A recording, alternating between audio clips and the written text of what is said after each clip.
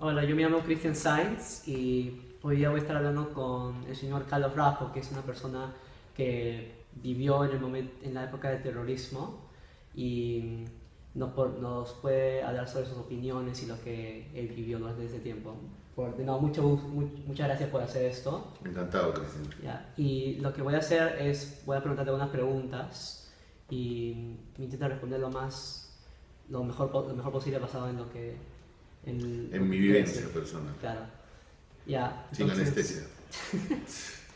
Ya, entonces, ¿cómo se sintió ver lo que pasaba en ese tiempo y viendo que esto parecía como un problema que ahora por un tiempo largo, que no se solucionaba? Era mucho más que verlo, era vivirlo, porque tú hoy día ves lo que sucede en Francia, por ejemplo, y te parece terrible, ves lo que sucede en Bélgica, ves lo que sucede en los Estados Unidos cuando hay tiroteos, y qué barbaridad, ¿no? Y nos ponemos banderitas en el Facebook, pero eso pasó acá, y yo a veces pongo en las redes y algunos se molestan, oye, está bien, eso es Francia, pero el Perú vivió eso todos los días, y lo vivió por una etapa de casi 10 años. Desde el primer atentado terrorista en el 80 hasta el 94-95, que ya bajó el fenómeno terrorista bastante.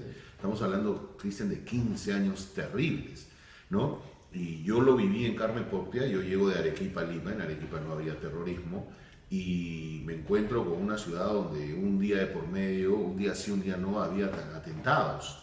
Y habían atentados, no solo, primero eran torres de alta tensión y te quedabas sin luz. O sea, había comerciales de sistemas de batería para que puedas tener tu televisor, sí, unos focos, o vivías con velas. Eso era una cultura, pero eso fue el inicio. Luego esas bombas que se escuchaban a lo lejos comenzaron a sentirse más cerca, y luego resulta que explotaba una bomba en Benavides con Larco, y tú decías, pucha, yo pasé por ahí en la mañana, y luego en la noche que yo estaba estudiando sentíamos que sonaba una bomba, se apagaba la luz y comenzaban las balaceras. Y tú salías corriendo, disparaba a tu casa, con el miedo de que te vuelva a suceder a ti, porque era una bomba tras otra. O sea, explotaba una y comenzaban a explotar varias. Entonces la frase, cuídate, que hasta hoy se usa, viene de ese tiempo, porque te decían, cuídate de las bombas, cuídate de los terrucos. Y ha sido verdaderamente traumático, y me parece bien bacán que ustedes en el colegio estén analizando este fenómeno, ¿no? Porque ha sido terrible, y no es Afganistán, no es Siria, no es Francia, Lima, ya las ciudades, no solo el campo, hemos vivido en carne propia todo eso, ¿no? Sí. Y usted era un universitario, ¿no? Yo era un estudiante superior. Yo estudiaba en el Instituto Peruano de Publicidad, ahí a la altura de las 30 de la Arequipa, paralela en la Avenida del Bosque.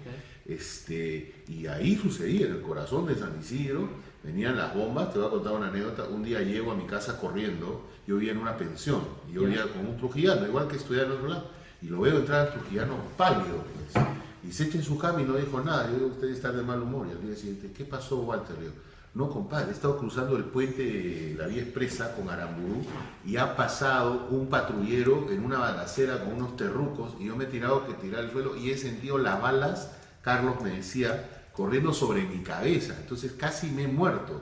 Y eso era lo que vivíamos todos los días. Mi mamá, que estaba en provincias, imagínate que tu mamá sepas que estás en Siria, pues, sí, todos los días te va a llamar y decir, hijo, cuidado, o sea, era traumático verdaderamente, y era terrible para quienes vivíamos esa época, vivir una guerra en vivo y en directo, aquí en el Perú, no por la televisión, aquí en la capital, en Lima, terrible verdaderamente. Y, o sea, la época del terrorismo fue vivida por un total de 15 años. Claro, ya explicaste que mira, el primer atentado terrorista fue el 80, y que quizás con la toma de la embajada y su recuperación en el 98 terminó. Son 18 años, pero intensos deben haber sido pues 10 así al rojo, ¿no? Okay. Desde el 85 hasta el 95, digamos, han sido, o más o menos a partir de los 80 fue terrible. Pero a las ciudades llega ya después, hacia los 90, ¿no? Porque comienza en el campo. Y claro, cuando veíamos que habían muerto 5 campesinos en Ayacucho, en Apurímac, ya pues, pero cuando viene Tarata y nos revienta, es como mañana escuchas que volaron el Molina Plaza, pues, hermano. Okay. ¿Ya? ¿Me entiendes, no? Sí. Y te enteras que murieron 2 amigos tuyos y una tía. O sea, eso es lo que vivíamos. no logras ver qué tan duro es hasta que hasta que te toca. Y es ahí cuando sucede Tarata, en el 92, que los limeños, los que estábamos acá, entendemos que había una guerra. Y una guerra donde nos estaban matando. Porque meter una bomba, hermano, en medio de Miraflores, donde mueren personas de 3 edificios, donde hay abuelitos, niños, mascotas, señoras, mamás, papás, hijos, es algo que verdaderamente te marca para toda la vida, ¿no? Ya, y, o sea, durante este tiempo, ¿tú tuviste algún momento personal o algún momento que te impactó fuerte? Previo a mi llegada a Lima, yo trabajaba en Arequipa en una radio, Ya. y un comando terrorista toma la radio, elige mi programa, yo decía la broma porque seguro lo escuchaba,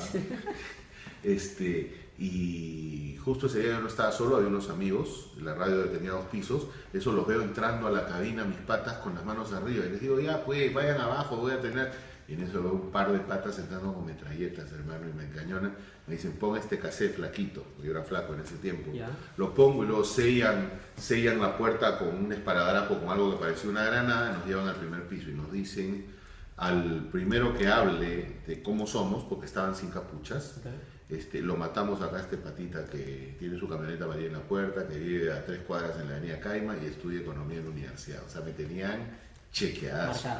Y me vine a Lima traumado, dejé la universidad 3 meses pensando que me iban a matar porque los agarraron a la semana siguiente y me obligaron a reconocerlos. Y la misma policía me dijo, mejor flaquito vete un rato porque de repente se van a vengar.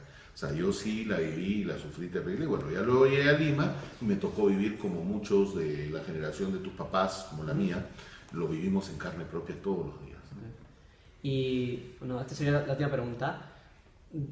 Viendo cómo el Perú en general sufrió mucho durante esta época, muchas personas perdieron familiares, amigos, y viendo cómo lo había manejado el presidente de ese tiempo y cómo lo había manejado la fuerza militar, si es que tú hubieras tenido el poder en ese tiempo, ¿tú qué hubieras hecho? ¿Hubieras hecho lo mismo o hubieras cambiado? Yo creo que gracias a Dios el Perú tuvo un presidente con pantalones que lo hizo como ninguno de nosotros hubiera podido hacerlo. Okay. Porque él eliminó el terrorismo y contra todo lo que se dice contra él, los principales cabecillas terroristas cayeron vivos, ¿no? Abimael Guzmán cayó sin un rasguño. Y si Abimael Guzmán aparecía agujereado con 50 balas, los peruanos hubiéramos hecho fiesta. Víctor Polay, Peter Cárdenas, todos los líderes terroristas aparecieron vivos, fueron capturados y mandados a la cárcel, Sí.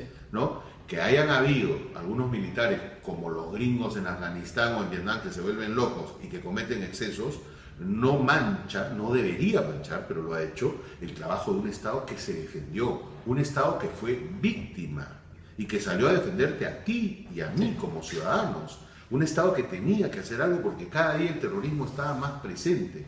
Entonces, mi sentimiento es que yo agradezco a Dios que haya habido un presidente que lo haga. Yo sé, ni tú ni yo quizás lo hubiéramos podido hacer como él. Y siento por otro lado que nuestro país es muy ingrato, ¿no? Porque que ese hombre esté preso, condenado a 25 años, por por un problema con el terrorismo que es un exceso de un grupo particular que existió, que cometió un exceso, nadie lo niega. Pero es como decir pues, que la locura de Rambo en Vietnam pues, es culpa del presidente, pues no tiene sentido. Es un comando de gente que perdió la brújula, ¿no? Y obviamente cometió excesos, como los existen en toda guerra. Es como si mañana procesen a Obama porque mataron a Osama Bin Laden. Así de absurdo es esto, ¿no? Y yo lamento mucho que esto sea así, y yo creo y te respondo claramente que nadie lo pudo hacer mejor como el presidente que tuvimos, ya que es público y conocido al que yo admiro y respaldo, ¿no? Okay. Bueno, señor Ricardo, muchas gracias. O sea, agradezco mucho que te pueda entrevistar porque ahora se puede ver el punto de vista de una persona que en verdad lo ha vivido, que ha tenido sus momentos, que lo han impactado en este tiempo. Y más que todo, me ha gustado saber tu opinión sobre esta última pregunta, porque esta pregunta a mí me parece que también dice un montón sobre cómo la persona se sentía del terrorismo. Hay personas que lo hubieran dicho yo lo hubiera bajado un poquito el nivel de violencia, pero hay gente que supo reconocer que esto, como usted dijo, es una guerra y era algo que tenía que pelear a toda fuerza. Entonces, y si hacen daño a un hijo, si hacen daño a tu madre, tú no sacarías... Sí. O sea, te va a poner una... Tú encuentras a un delincuente en el DEPA esta noche que esté encañonando a tu mamá. ¿Qué haces? ¿Le disparas o no le disparas? Disparo. ¿Sabes por qué? Porque es defensa propia. Exacto. No porque tú quieras matar choros, sino porque te está amenazando. Lo que hizo Fujimori es derrotar al terrorismo porque tenía todo un país encañonado y nos estaban matando. Sí. Y es injusto que para condenarlo a él hayan condenado a todo el país como un país asesino y a él a un jefe de Estado asesino porque nunca encontraron una prueba de que él había ordenado, obviamente, esos excesos. Pero bueno, qué bueno que chicos como ustedes estén viendo este tema. Felicitaciones, de verdad. Muchas gracias de nuevo por la entrevista.